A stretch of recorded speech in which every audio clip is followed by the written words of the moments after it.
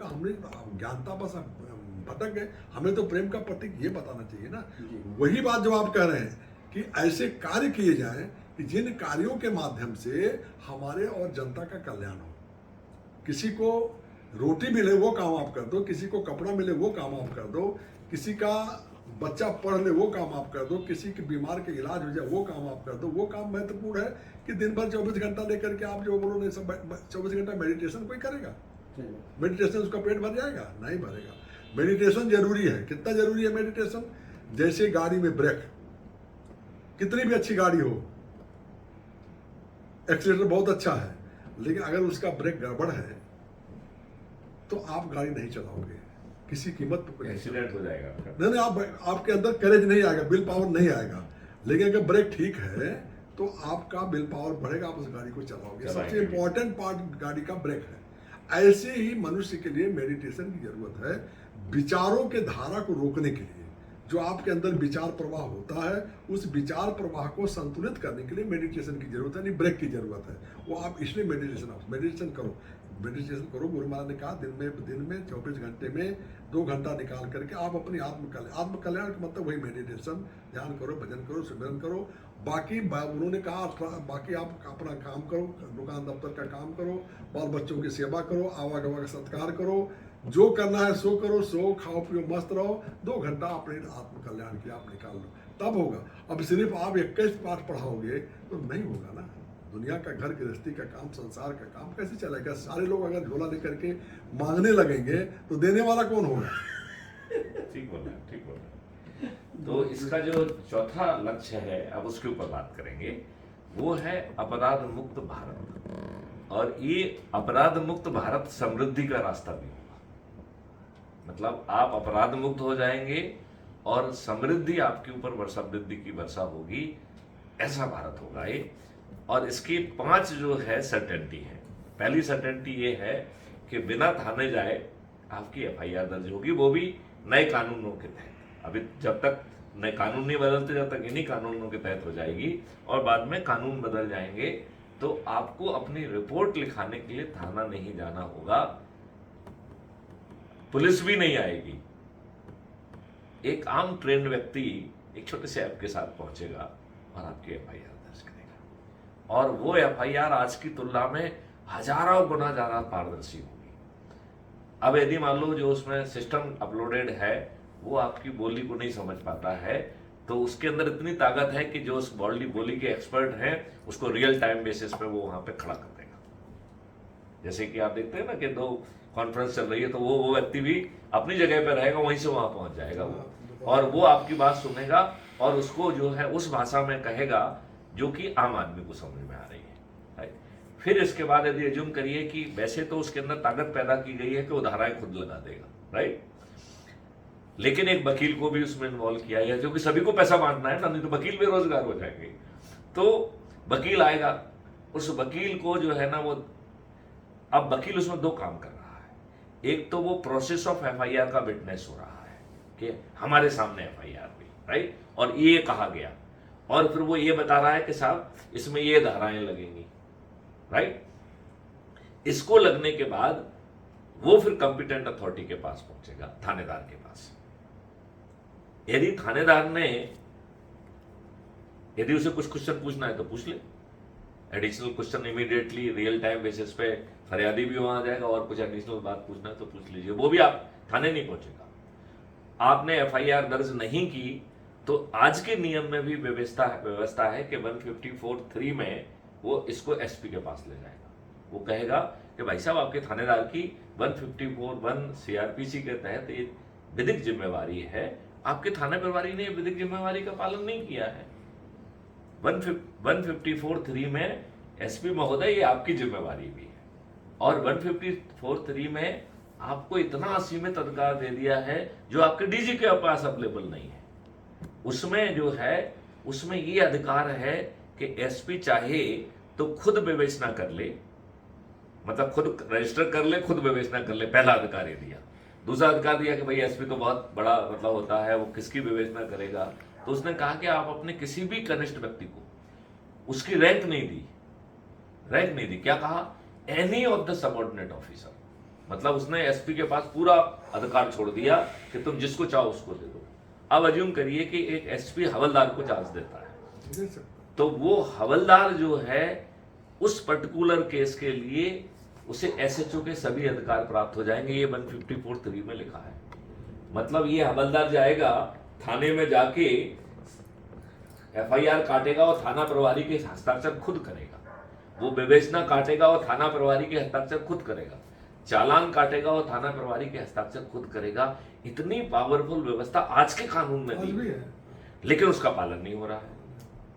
अब यदि अज्यूम करिए एसपी भी नहीं करता है, तो ये सिस्टम, यही सिस्टम अभी कोर्ट में कोई नहीं जा रहा है, राइट। ये सिस्टम उसको अपने आप जो है 156(3) के तहत कोर्ट के पास चला जाएगा कि देखो भाई, हमने 154(1) में थाना प्रभारी से कह दिया है, 154(3) में एसपी से कह दिया है, दोनों ने तो अपना काम किया नहीं है। 156(3) में कानून ने न्यायालय के ऊपर ये जिम्मेवारी दी है कि आप एफआईआर दर्ज कराएंगे, और यदि आपने एफआईआर दर्ज कराई तो आज के कानून के हिसाब से न्यायालय को पुलिस के इन्वेस्टिगेशन में इंटरफियर करने का अधिकार नहीं दिया है। लेकिन जो एफआईआर 156(3) के तहत न्यायालय के आदेश से कायम होगी, उसमें न्यायालय को सुपरविजन का अधिकार भी है, इंटरफियर का अधिकार भी है, मॉनिटरिंग का अधिकार भी है, और उसे लॉजिकल कानून के उसमें पहुंचाने का अधिकार है।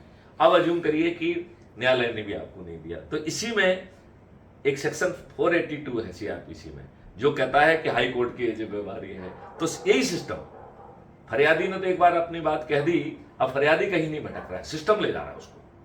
मतलब सिस्टम आपको तकलीफ नहीं दे रहा है, खुद को तकलीफ दे रहा है। अब वो चला गया हाई कोर्ट के पास। अब अज्यूम करिए कि हाई कोर्ट ने भी बात नहीं मानी, राइट। तो वो कह रहा है कि हम सुप्रीम कोर्ट को जाएंगे। सुप्रीम कोर्ट में दो विधाएं हैं, पीआईएल में जाएंगे या कॉन्टेम्प्ट में जाएंगे। अब अज्यूम करिए कि जो कुछ भी हुआ उसका, ठीक है ना, अब वो दूसरे रूट पे जा रहा है कि भाई साहब, आप प्रशासनिक अधिकारी बैठे हुए हो, आपको भी 36 सीआरपीसी में सुपरवाइजरी अधिकार जो दिए गए हैं, आपको भी थाना प्रभारी का अधिकार है, आप लोगों को पालन करना चाहिए था। तो वो आपको सुपरवाइजरी कैपेसिटी में भी सिस्टम रख लेगा कि बताइए भाई आपने क्या किया, राइट। अब वो इसके बाद जो प्रशासकीय अकाउंटेबिलिटी के बाद वो तीसरी लेजिस्लेटिव अकाउंटेबिलिटी में जा रहा है। वो विधानसभा में क्या क्वेश्चन पूछा जाना है, ये सिस्टम तैयार करके विधायक के पास पहुंचा देगा।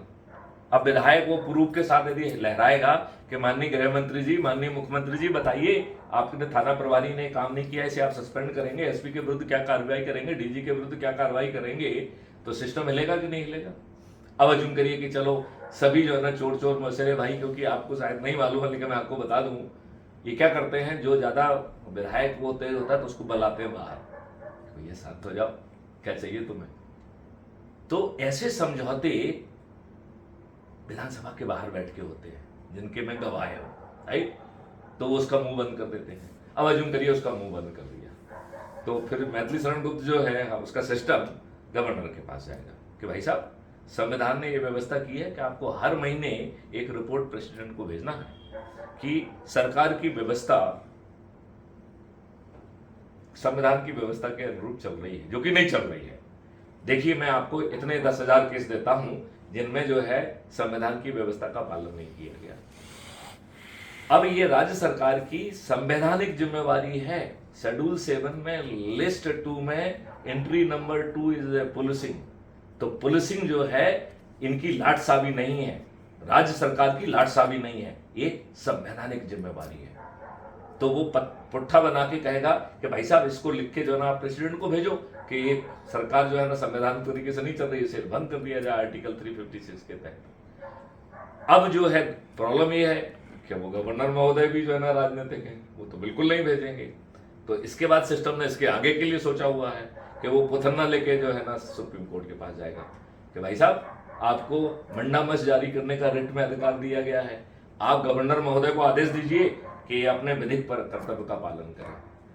तो यदि एक सरकार आपके अपराध के पंजीयन ना करने के कारण यदि निलंबित हो जाएगी या मतलब बर्खास्त कर दी जाएगी, तो आप बताओ, सत्ता में बैठे जो मदहोश लोग हैं, मदहोश राजनेता हैं, इनकी औकात होगी कि वो जो है ना आपकी बात ना सुने। ये हम आज की व्यवस्था की बात कर रहे हैं। हाँ, आज भी बराबर है, आज भी मतलब आज भी यदि सिस्टम तो हम तो आज की व्यवस्था में भी कह रहे हैं कि ये नहीं हो पाएगा, ये गड़बड़ नहीं कर पाएंगे। ऐसा पावरफुल सिस्टम उसमें बनाया गया है। फिर क्या कर, ये तो एफआईआर तक का भी अपन सीमित है। अब आ जाए विवेचना में, तो क्राइम फ्री भारत ने इतना रिसर्च वर्क किया है कि वो साक्ष्य इकट्ठा कर पाएगा जो आज का पुलिस सोच नहीं सकते हैं, पुलिस के चिंतन का विषय नहीं है, पुलिस के रडार का विषय नहीं है। तो जो बात कही है कि जो ऐसे लाएंगे जो कोई नहीं सोच पाएगा, तो ऐसे साक्ष्य इकट्ठे किए जाएंगे जो आज की पुलिस सोच नहीं सकती है, और उसके लिए टेक्नोलॉजी बना ली गई है, राइट। तो 15 दिन में अकाट साक्ष्यों के साथ चालान पेश होगा, ये दूसरी सर्टेनिटी है। इट इज सर्टेनिटी, यहाँ लूज भाषा में कोई बात नहीं हो रही है, हर चीज सर्टेनिटी के साथ कही जा रही है। फिर तीसरी सर्टेनिटी आ रही है कि भाई साहब आपकी बिना थाने जाए एफआईआर दर्ज हो गई, अब बारी है बिना कोर्ट जाए ट्रायल होगा आपका। तो आगे का जो क्राइम फ्री भारत का ट्रायल होगा उसमें कोई व्यक्ति कोर्ट नहीं जाएगा, जज भी कोर्ट नहीं जाएगा, जज भी अपने घर से ट्रायल करेगा। और वो ट्रायल जो है 3 दिन से 30 दिन में पूरा हो जाएगा, और बहुत सारे ट्रायल तो हो सकता है 24 घंटे में ही पूरे हो जाए। तो जो गुरुदेव जी ने कहा है ना कि 1 दिन में, और क्या है कुछ कहा है, अभी मैंने आपको फॉरवर्ड किया है, मैं उसको दोबारा पढ़ूंगा, मैं भूल रहा हूं। उन्होंने कुछ समय सीमा दी है, इतने समय में जो है ना आपको न्याय मिल जाएगा। तो गुरुदेव जी की वो समय सीमा की भविष्यवाणी भी उसमें पूरी हो रही है। ये हो गई तीसरी सर्टेनिटी। फिर चौथी सर्टेनिटी है, क्राइम फ्री भारत ने ऐसी टेक्नोलॉजी डिजाइन कर ली है कि अपराधी अपराध करने निकलेगा, सिस्टम इन्फर कर लेगा कि अपराध करने निकलना। सिस्टम इतना पावरफुल है कि वो ये भी इन्फर कर लेगा कि आप कहीं हिंसात्मक तो नहीं होगे, वो ये इन्फर कर लेगा कि आपके साथ कौन जा रहा है, वो ये भी इन्फर कर लेगा कि आप किस साधन से जा रहे हैं। वो रास्ते में इतनी सारी जो ना सीसीटीवी और डिवाइसेस होंगे, सेंसर्स, उनको वो फीड भेजेगा कि ये अपराधी इस रास्ते से निकल रहा है, आप फीडबैक दो निकला कि नहीं निकला। तो आपके हर मूवमेंट की रिकॉर्डिंग वहां होगी, और ये सिस्टम डिसाइड करेगा कि आपको कब पकड़ना है। तो आप कहेंगे कि साहब जब सिस्टम को सब कुछ मालूम है तो इंतजार क्यों कर रहा है। तो उसने विकास दुबे का केस लिया है। विकास दुबे का केस मालूम है, यूपी का। पुलिस वाले, नेता सब जो है ना उसकी सेवा में थे, और पुलिस वाले ही उसे सूचित कर रहे थे, और 8 पुलिस वालों को, जिसमें एक डिप्टी एसपी भी था, मौके पर शूट कर दिया। तो क्राइम फ्री भारत इस बात को कह रहा है, क्राइम फ्री भारत इस बात को कह रहा है, आप जो है, तो जो विकास दुबे के केस में 8 पुलिस वालों को मारा गया था, क्राइम फ्री भारत कह रहा है कि अब आगे ऐसा नहीं हो सकता है। यदि विकास दुबे, लोग कहते हैं कि हर कुत्ता अपनी गली में शेर होता है, तो यदि कुत्ते को उसकी गली में पकड़ना है तो सिस्टम शेर की तैयारी से जाएगा। आगे चल के किसी पुलिस वाले को कोई अपराधी शूट कर दे, ये संभव ही नहीं होगा। और यदि पुलिस जो सिस्टम सोच रहा है कि कुत्ते को कुत्ते की हैसियत से पकड़ना है, तो उसकी गली में न जाके रास्ते में जहां चाहे ना वहां गिरफ्तार कर लेगा। ऐसा पावरफुल सिस्टम होगा जहां 99% अपराधियों को गिरफ्तार कर लिया जाएगा अपराध घटित करने के पहले, और उसे प्रोसिक्यूट भी कर दिया जाएगा। अब आप ध्यान से समझिए इस बात को, जब अपराधी अपराध करने की स्थिति में नहीं है, तो आप ये सोचिए कि उसे अपराधी क्यों रहने दिया जाए। तो सिस्टम कह रहा है नहीं, हम आपके पास पहुंचेंगे, वो कहेंगे देखो भाई साहब अपराधी महोदय, अब आप अपराध करने की औकात आपकी खत्म हो गई है, तो मैं आपको सेटल कर देता हूं, आप देश के अच्छे नागरिक क्यों नहीं बन जाते हैं। आज की परिस्थिति में आप किसी अपराधी को सेटल नहीं कर सकते हैं, रिहैबिलिटेट नहीं कर सकते। मैं गुना जिले का एसपी रहा हूं, वहां पे कंजर पारदी सभी लोग हैं, उन सबको जमीनें देके सेटल किया गया है, और सभी अपराधी पूरे देश भर में अपराध कर रहे हैं। क्यों? क्योंकि आप क्या उस जमीन से क्या पैदा करेंगे।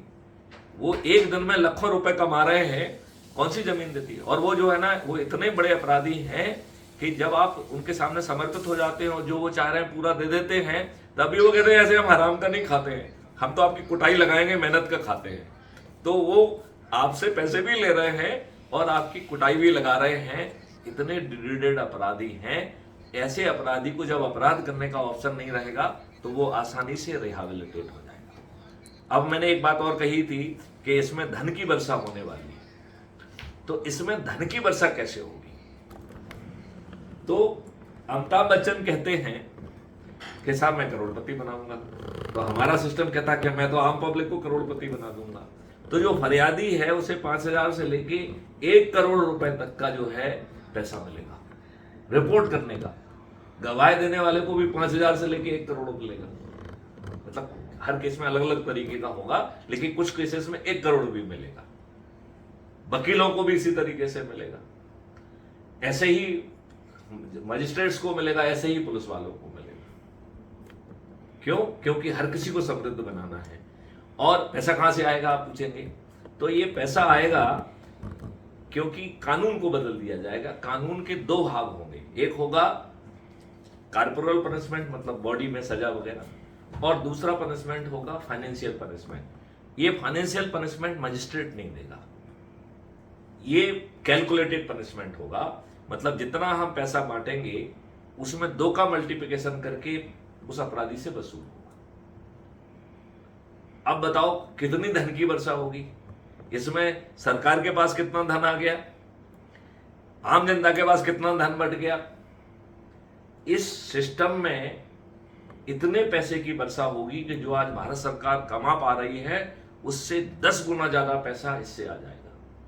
और एक मॉडल और क्राइम फ्री भारत ने सोचा है कि 2025 में इस देश से पेपर करेंसी विलुप्त हो जाएगी और केवल डिजिटल करेंसी होगी। और डिजिटल करेंसी के पे ट्रांजैक्शन में एक छोटी सी 2% की फीस होगी।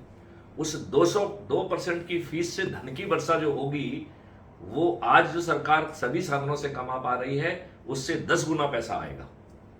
मतलब हमारी सरकार के पास 20 गुने से ज्यादा, ये मैं लोअर एस्टीमेट बता रहा हूं, ये 50 गुना भी हो सकता है। मतलब ये जो मैं बात कह रहा हूं ये छोटा एस्टीमेट बता रहा हूं, मिनिमम इतना होगा।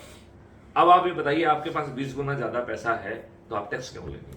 तो भारत टैक्स फ्री हो जाएगा, भारत में टैक्स नहीं लगेगा, भारत में किसी की चेक बाउंस नहीं होगी। तो आप कहेंगे चेक बाउंस नहीं होगी तो कहां से आएगा पैसा? तो भारत में हर व्यक्ति के 2 अकाउंट होंगे, एक अकाउंट है अर्निंग अकाउंट और दूसरा होगा कॉस्ट सर्चिंग अकाउंट। यदि आपके अर्निंग अकाउंट में पैसा नहीं है और आपकी चेक आई तो वो आपके कॉस्ट सेटलिंग अकाउंट से उतना पैसा डेबिट करेगी और आपके अर्निंग अकाउंट में ट्रांसफर होगी। आप कहीं आवेदन नहीं दे रहे हो, आपकी चेक ऑनर हो गई। आपकी यदि 2-3 केस ऐसे हो गए तो ये सब जो इनकम टैक्स और सब लोग जो फ्री हो जाएंगे। जब टैक्स नहीं रहेगा तो ये इतनी बड़ी जो बॉडी है सब फ्री हो जाएंगे, चाहे ना सेल टैक्स होगा ना कुछ होगा। तो ये लोग जो इतने पहलवान हैं, इन पहलवानों का काम रहेगा आपकी मदद करना। तो सिस्टम उनको बताएगा कि देखो जाके इस प्राणी के साथ क्या प्रॉब्लम है, इसकी चेक क्यों बाउंस हो रही है।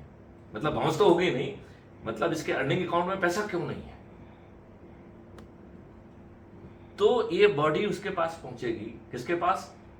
जिसके अर्निंग अकाउंट में पैसा नहीं है, डेफिसिट में जा रहा है और ये पैसा देने नहीं जा रही है, वो समग्र समाधान के लिए जाएगी।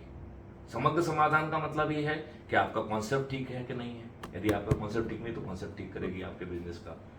यदि आपको रॉ मटेरियल नहीं है तो आपको रॉ मटेरियल प्रोवाइड करेगी। यदि आपके पास स्किल मैन पावर की प्रॉब्लम आ रही तो आपको स्किल मैन पावर देगी। यदि आपकी मार्केटिंग मैकेनिज्म लूज है तो वो मार्केटिंग मैकेनिज्म का भी काम करेगी। भारत में आगे चल के कोई भी व्यक्ति बैंकरप्ट नहीं होगा। ये जो मैं बात कह रहा हूं आपको विस्मयकारी नहीं लग रही है? और मैं कॉन्सेप्ट बता रहा हूं कैसे होगा। तो विस्मयकारी तो है, लेकिन कॉन्सेप्ट के साथ आपको जस्टिफाइबल लग रही है? जस्टिफाई मतलब मैं कोई काल्पनिक बात कर रहा हूं, ऐसी बात नहीं कर रहा हूं, मैं उसका मॉडल भी बता रहा हूं कैसे होगा। अब इसमें आगे जो है ये सब जो है 21 लक्षों में है। मतलब मैं कोई काल्पनिक बात नहीं कर रहा हूं। इसमें जो है आज का जो लोग जो है ना पीपल्स रिप्रेजेंटेटिव एक्ट है, इसको बदल दिया जाएगा। पार्टी विहीन प्रजातंत्र हो जाएगा और कोई चुनाव चिन्ह नहीं बांटेगा। आपका चेहरा ही आपका चुनाव चिन्ह होगा, पार्टी की जरूरत नहीं होगी। और जो पुराने लोग रहेंगे वो आगे क्या करना है इसका जो है वो एक मैनिफेस्टो वो बना के जाएंगे। और जो नई व्यवस्था होगी वो सबसे पहले उस मैनिफेस्टो पे बहस करेगी। उसमें कुछ और बदलना है, कुछ डालना है, तो वो गवर्निंग प्रिंसिपल बन जाएंगे। तो आपको राजनीतिक पार्टी क्यों चाहिए? नहीं, राजनीतिक पार्टी की क्यों जरूरत है? 2024 के बाद कोई पोलिंग बूथ पे नहीं जाएगा, कोई पोलिंग बूथ होंगे ही नहीं, क्योंकि खर्च विहीन चुनाव व्यवस्था आने वाली है। उस खर्च विहीन चुनाव व्यवस्था के तहत ऐप के माध्यम से वोटिंग होगी और आज की तुलना में 1000 गुना ज्यादा ट्रांसपेरेंट होगी, जहां आपको अपनी आइडेंटिटी नहीं बताना पड़ेगी। सिस्टम कहेगा कि ये वेरीफाई कराओ, ये वेरीफाई, ये वेरीफाई, ये वेरीफाई, फिर कहेगा हाँ आप ही साहब दयाल जी बाबा है। कौन? वो क्या कहेगा? I hereby certify you are Sahab Dayal बाबा जी। कौन कह रहा है? सिस्टम कह रहा है। आपको नहीं कहना पड़ रहा कि भैया मैं साहब दयाल। हाँ, वही तो मैंने कहा, उसकी आवश्यकता नहीं होनी चाहिए, वो नहीं होगी। हाँ, नहीं होगी। देखिए आप जो कह रहे हैं बाबा जी ने, वो बात आ रही कि नहीं आ रही है? फिर वो आगे कह रहा है कि भाई साहब आप कहीं डर में तो नहीं है, तो वो आपका साइकोलॉजिकल टेस्ट लेगा। यदि आप उसको सिस्टम को समझ में आया कि आप डर में हैं, तो पुलिस आपके पास पहुंच जाएगी कि बताइए भाई साहब आप डर में क्यों हैं, कौन आपके बच्चों पे बंदूक लटकाए हुए हैं, वाई फियर। तो 3 दिन तक आपकी वोटिंग विंडो खत्म हो जाएगी। आपको पहले रिड्रेसल होगा, आपको भय के बाहर निकाला जाएगा। फिर वो आपसे कहेगा कि अच्छा आप ये करो कि आप अकेले हो कि नहीं हो, तो कैमरा आपको चारों तरफ घुमाना होगा, वो देखेगा कि हर विंडो का बंद है कि नहीं है, फलाना है कि नहीं है। तो पोलिंग बूथ की क्यों जरूरत है? आप अपनी जगह पे ही एक सेक्लूडेड जगह पे बैठे हुए हो। वो कौन डिसाइड करेगा? ये ऐप डिसाइड करेगा। वो कहेगा, ऐप आपको सर्टिफिकेट देगा कि you are in a secluded place. मतलब सेटिस्फाई कौन कर रहा है? टेक्नोलॉजी कर रही है कि आप, तो आपका घर ही बूथ हो गया, राइट। अब वो कह रहा है होल्ड ऑन, आपने बाकी सब तो कर ली है, अब now I have to inform you have to be informed voter. तो जितने लोग भी कंपटीशन में होंगे उन सबके पत्रे जो है ना खोले जाएंगे, राइट। फिर आपका क्यूज किया जाएगा कि आपने बात को पूरा समझ लिया कि नहीं समझ लिया। जब सिस्टम कहेगा कि आप इन्फॉर्म्ड वोटर हो गए हैं, तब वो कहेगा now you are informed voter, I am opening voting window for you, right. अब आपने वोट दे दिया, राइट। खर्च भी है पूरा। इसमें जो है यदि कोई अपना प्रचार करेगा, मतलब खर्च करेगा, तो वो संज्ञेय अपराध होगा। कोई भी पार्टी किसी का प्रचार नहीं कर पाएगी, क्योंकि पार्टी है ही नहीं। तो सामने वाले को बताना पड़ेगा कि वो क्या कर रहा है। पुराने वाले जो है ना, जो ऑलरेडी मैनिफेस्टो है, उसमें वो उसी को पालन करेगा या उसके आगे और क्या करेगा और उसकी क्या रणनीति है। तो एक बहुत ही इन्फॉर्म्ड जो है वोटिंग होगी, और वोटिंग के बाद जो है जो भी इलेक्ट होगा वो इलेक्ट हो जाएगा। इसके बाद एक सेकंड लेवल ऑफ वोटिंग भी होगी। जो इलेक्टेड लोग हैं वो पॉलिटिकल जो है ना एग्जीक्यूटिव को चुनेंगे उसी समय।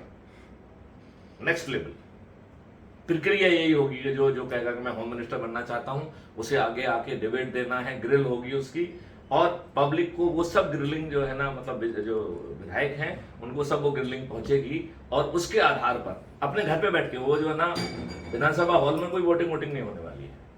जैसे ये वोटिंग यहाँ हुई, ये भी घरों में ही वोटिंग होगी और पॉलिटिकल एग्जीक्यूटिव इलेक्ट हो जाएगी। पॉलिटिकल जो एग्जीक्यूटिव इलेक्ट हो जाएगी वो लेजिस्लेचर नहीं रहेगी। इसका मतलब है वो कानून नहीं बना पाएगी, वो कानून का ड्राफ्ट ला पाएगी लेकिन कानून नहीं बना पाएगी। लेकिन वो विधानसभा में बैठेगी। विधानसभा में क्यों बैठेगी? लोगों के प्रश्नों के जवाब देने के लिए, और वो सब रिकॉर्डेड होंगे। अगली बार यदि वो प्रतियोगी बनेगा तो उसका वो रिकॉर्ड उसमें पूछा जाएगा कि भाई आपने तो ये किया। तो अगेन वो इन्फॉर्म्ड वोटिंग के काम में आएगा। अब अज्यूम करिए कि साहब कुछ लोग जो वोट नहीं देते हैं और बड़ा शान मानते हैं कि मैं वोट नहीं दूंगा। मैं उन सब ऐसे लोगों को चैलेंज करता हूं कि आपकी औकात नहीं है कि आप वोट ना दो, क्योंकि वो आपको बार बार इन्फॉर्म कर रहा है कि आपने अभी भी वोट नहीं दिया, अभी भी वोट नहीं दिया, please do go for the voting, right. अब अज्यूम करिए कि वोटिंग विंडो क्लोज हो गई, मतलब आप कोई समय सीमा में तो खत्म करना ही पड़ेगा। अज्यूम करिए 45 डेज की हमने वोटिंग विंडो दी, आपने 45 डेज में वोट नहीं किया, तो वो इमीडिएटली एक सर्टिफिकेट जारी करेगा। सर्टिफिकेट ऑफ वोटिंग, जिस समय आप वोट दे दोगे तो एक सर्टिफिकेट ऑफ वोटिंग भी आपको देगा कि आपने वोट कर दिया है, और आपको वो कॉन्ग्रेचुलेट करेगा कि आप बहुत अच्छे इंसान हैं, आपने जो है ना संविधान की भावना का पालन करते हुए अपना वोट दिया। अब जिसने वोट नहीं दिया उसके लिए भी एक सर्टिफिकेट जारी करेगा कि भाई साहब आप बड़े महान हैं, आपको इतनी बार हमने रिमाइंड कराया तब भी आपने वोट नहीं दिया। तो हम आपको एक सर्टिफिकेट देते हैं कि आपने वोटिंग नहीं की है, और अब आपको हम ये बताना चाहते हैं कि आपकी आईडी सब जगह टैग कर दी गई है। आज से अगले चुनाव तक, जो भी चुनाव आएगा अगला, उस चुनाव तक आपको हर चीज में 10% ज्यादा पैसा लगेगा।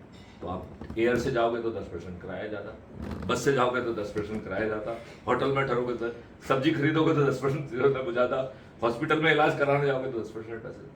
आपको इतने बुरे बुरे सपने आने लगेंगे कि जब अगला चुनाव आएगा तो आप 24 घंटे के अंदर जाग के श्रम करके आप वोट दे देंगे कि नहीं दे देंगे? क्या किसी व्यक्ति की ये औकात होगी कि वो वोटिंग ना करेगा? अगर ये कानून बन जाए तो बहुत सही। तो इस तरीके की मेरे ख्याल से अब अपन इसको यहीं पर रोक देते हैं। बाकी कल कर लेंगे। तो 21 लक्ष्य इस तरीके से हैं, तो इस देश को बदल देंगे। और बाबा जय गुरुदेव ने सही कहा है कि ये इतने बड़े बदलाव होंगे कि जो किसी के सोच और चिंतन का विषय नहीं होगा। मुझे बताओ, आपको आसपास कोई इस तरीके की बात करते दिख रहा है क्या? नहीं दिख रहा था तो मैं सुनता क्यों? तो कोई बात नहीं। और मैं इस बात को फिर से रिकॉर्ड पे कहना चाहता हूं कि हमारे बाबू जो है ना, सुभाष चंद्र बोस ने कहा था कि तुम मुझे खून दो, मैं तुम्हें आजादी दूंगा। मैथिली शरण गुप्त और क्राइम फ्री भारत मिशन या क्राइम फ्री भारत व्रत कह रहा है कि तुम मात्र हमसे जुड़ जाओ और 10 लोगों को जोड़ने का संकल्प के साथ जोड़ दीजिए, मैं तुमको महापरिवर्तित भारत दूंगा, और वो भी अभी दूंगा। जय हिंद, जय भारत, वंदे मातरम।